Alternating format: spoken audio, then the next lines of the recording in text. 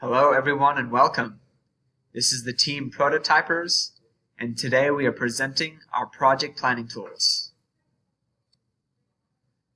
Our goal for this competition is to expel the Dementors and Nifflers, retrieve the shiny objects, and imprison Grindelwald. The first tool we made was the House of Quality. The most notable customer requirements are not to disqualify, to expel the Dementors, expel the Nifflers, and throughout all of this have consistent performance. The reason disqualification is the highest rated is the fact that it will gain us a lot of negative points for each disqualification. Out of the engineering requirements, the most notable points are accuracy, stable extension of the draw sliders, the material strength, and the swing force to expel the Dementors and Nifflers.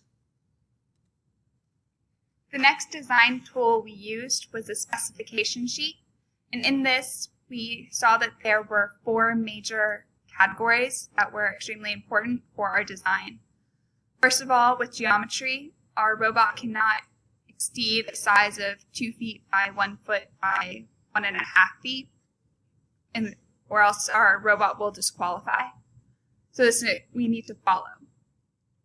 The next category is operation. Our robot has to function within a 40-second cycle, and our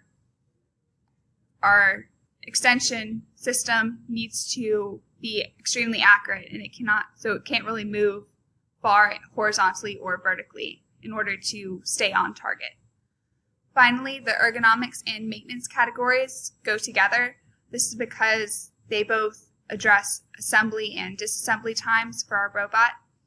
And this is important because we have to be able to maintain and fix our robot as well as to be able to easily calibrate it throughout the design process. So the next tool we made was the function tree. So going along with the 3 main objectives of the competition, expelling the Dementors, clearing the Nifflers, and collecting the shiny objects, and imprisoning Grindelwald. We also added 2 more functions. We don't want to disqualify, so we must fit in the starting box, and we can only move during the allotted time. And also we want our robot to be ergonomic, in that it's easy to display to the judges and easy to fix during the maintenance period. So we use these final subfunctions in our morphological chart.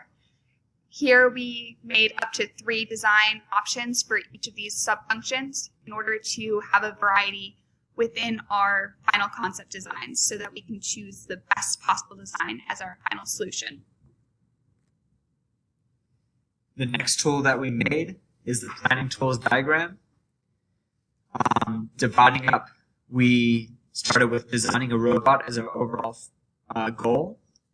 And underneath this, we have to understand the problem, study existing robots to help us gain good ideas for our design, develop new concepts, adding on to these existing designs, begin developing a prototype, and then finally finalize the prototype design. Next, we use the prioritization matrix in order to find the most important jobs and tasks. Here in this matrix, we listed a whole bunch of different tasks that need to be addressed throughout this design process, from creating our initial ideation sketches all the way to the final presentation report. In this matrix, we relate all of these tasks with a positive or negative relationship, saying which one's more important than the other. And we found that manufacturing parts and writing reports are the most important overall, because we need to manufacture our parts properly in order to have a good assembly and final robot. And the reports are an essential part of our overall project throughout the course of this process. So those need to be done to high quality. Finally, the last planning report tool we used was the job responsibility matrix. So being a group of 3, we must be in close communication with each other throughout the duration of the project. And so, as you can see on the chart, there are no empty spaces, and there are also only 4 rows categories with needs to know, meaning that we're going to be primary or secondary responsibility for almost all. Finally, here we have our references. And are there any questions?